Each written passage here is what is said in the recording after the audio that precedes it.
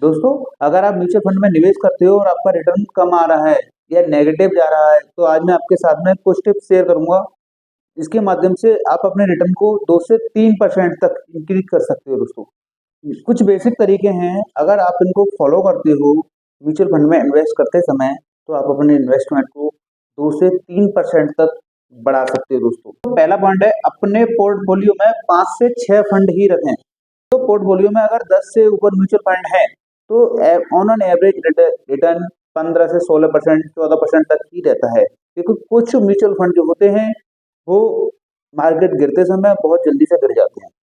या दोस्तों ऐसे समझते हैं कि हमें सिर्फ 5 से 6 म्यूचुअल फंड में ही इन्वेस्ट करना चाहिए, और इन्वेस्टिंग करते समय हमें अपने म्यूचुअल फंड के पोर्टफोलियो को बनाते समय अच्छे से रिसर्च करनी चाहिए। और कम से कम अगर म्यूचुअल फंड आप लेते हो दोस्तों, कम से कम 5 से 6 म्यूचुअल फंड आपको लेने चाहिए और उन्हीं में आपको इन्वेस्ट करना चाहिए। अगर आप 5 से 6 म्यूचुअल फंड लेते हो, तो ऑन एन एवरेज आपका रिटर्न 10 से 12 म्यूचुअल फंड के मुकाबले थोड़ा सा ज़्यादा आएगा, 1 से 2% तक आपका। यहाँ पर दोस्तों रिस्क थोड़ा ज़्यादा हो जाता है, लेकिन अगर आपका टाइम पीरियड, आपका गोल 10 से 15 साल का है या 5 साल के ऊपर का है, तो आपका रिस्क यहाँ पर ज़्यादा नहीं रहेगा दोस्तों। दोस्तों, टाइम पीरियड अगर बड़ा रहेगा, तो 5 से 6 म्यूचुअल फंड में आपका रिटर्न बहुत अच्छा जनरेट होता रहेगा दोस्तों।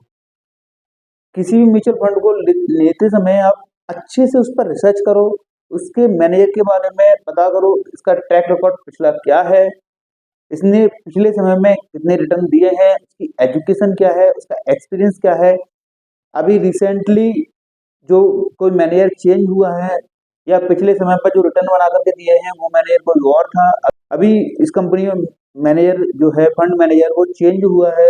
ये सारी चीजें हमें चेक कर लेनी चाहिए म्यूचुअल फंड में इन्वेस्ट करते समय दोस्तों। ठीक है दोस्तों, ये तो पहला तरीका था।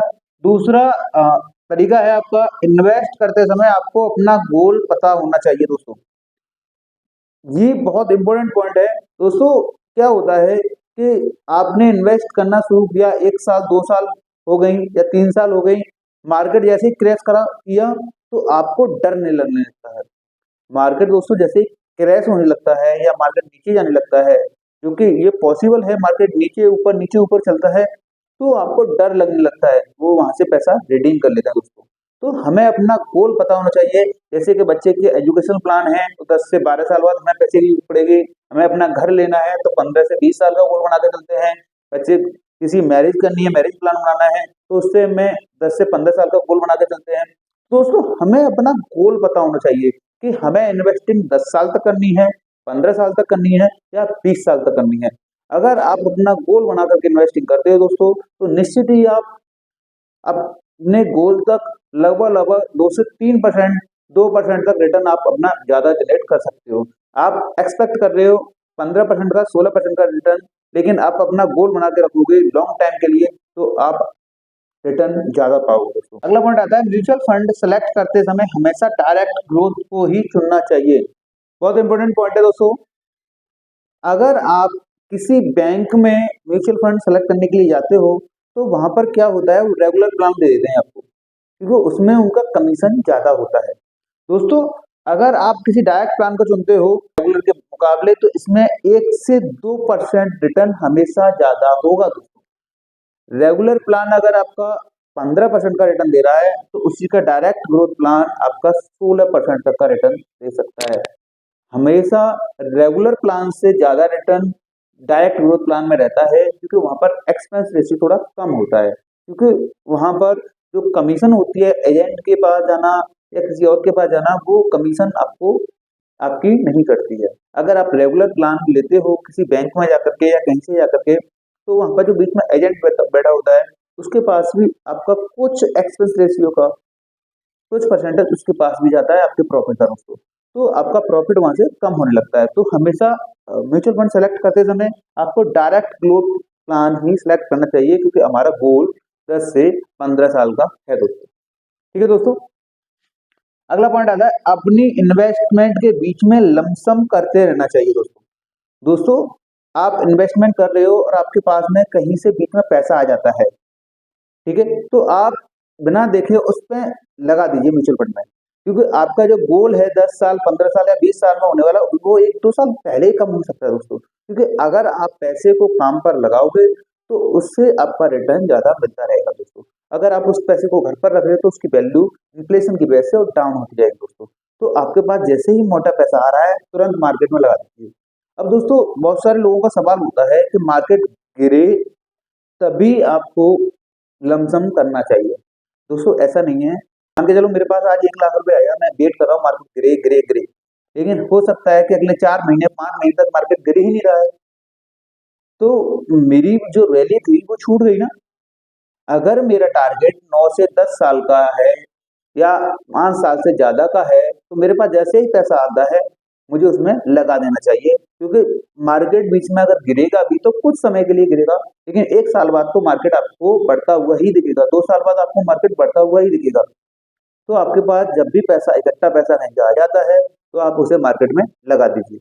और दूसरी बात, मार्केट जब भी गिर रहा है या मार्केट नीचे आ रहा है तो आपको डरने की जरूरत नहीं है, पेशेंस रखना है वहां पर। ठीक है दोस्तों, अगर आप बीच में लमसम करते हो दोस्तों, तो वहां से आपके रिटर्न बनने की संभावनाएं कैसे ज्यादा हो जाती हैं, इस चीज को जरा समझते हैं दोस्तों। जैसे मान के चलते हैं हम SIP कर रहे हैं 10,000 की, ठीक है ना। 10,000 की आप SIP कर रहे हो हर महीने, ठीक है। उसी फंड में अगर आपके पास में 1 लाख रुपए इकट्ठा आ जाता है, तो अगर 1 लाख रुपए डाल दोगे आज, तो ये 10,000 की SIP 10 महीने में उसमें 1 लाख रुपए हो पाएंगे। लेकिन आज अगर 1 लाख रुपए डाल देते हो तो आपको NAV आज की मिल जाएंगी, जिससे आपका रिटर्न 10 साल बाद आपकी जो NAV की प्राइस जो रहेगी, आपके पास जो NAV रहेगी वो उसकी संख्या ज्यादा हो जाएगी। तो आपका जो ऑल ओवर जो रिटर्न रहेगा आपका, उसमें आपको बढ़ोतरी होती हुई दिखाई देगी दोस्तों। अगला पॉइंट आता है अपने पोर्टफोलियो में 2 से 3 स्मॉल कैप फंड को शामिल करना चाहिए दोस्तों। दोस्तों आपका 5 से 6 म्यूचुअल फंड का जो पोर्टफोलियो है उसमें 2 से 3 या हो सके तो 4 स्मॉल कैप म्यूचुअल फंड शामिल करने चाहिए दोस्तों। दोस्तों ये सबको पता है कि स्मॉल कैप फंड बहुत रिस्की होते हैं, लेकिन अगर हमारा टारगेट लॉन्ग टर्म का है, 10 साल का है, ज़्यादा का है, तो आप पिछला 10 से 15 साल का डाटा उठा के देख लीजिए, तो स्मॉल कैप फंड ने सबसे ज़्यादा रिटर्न बना कर दिए हैं। क्योंकि दोस्तों आज जो कंपनियां छोटी हैं, आज जो कंपनियां छोटी हैं वही भविष्य में ज़्यादा ग्रोथ होने के चांसेस हैं। उन कंपनियों के भविष्य में ज़्यादा ग्रोथ होने के चांसेस हैं, वही कंपनियां एक समय पर बड़ी बनेगी।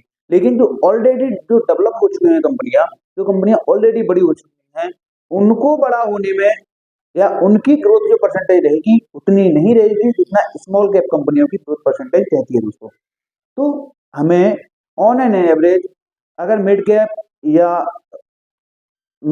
लार्ज कैप के मुकाबले स्मॉल कैप में 2 से 3% का रिटर्न हमें ज्यादा मिल जाता है, अगर हमारा टारगेट लॉन्ग टर्म का है। मार्केट कभी क्रैश करता है तो स्मॉल कैप बहुत जल्दी गिरता है दोस्तों, ये एक्सपर्ट ऐसे बताते हैं। लेकिन ऐसा कुछ समय के लिए होता है, लेकिन जब मार्केट बढ़ता है तो स्मॉल कैप बहुत जल्दी जल्दी बढ़ता है दोस्तों।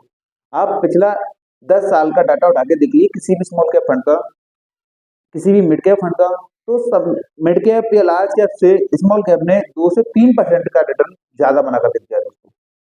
तो दोस्तों ये कुछ पॉइंट थे जहां से आप अपने रिटर्न को 1 से 2% तक आराम से इंक्रीज कर सकते हो दोस्तों।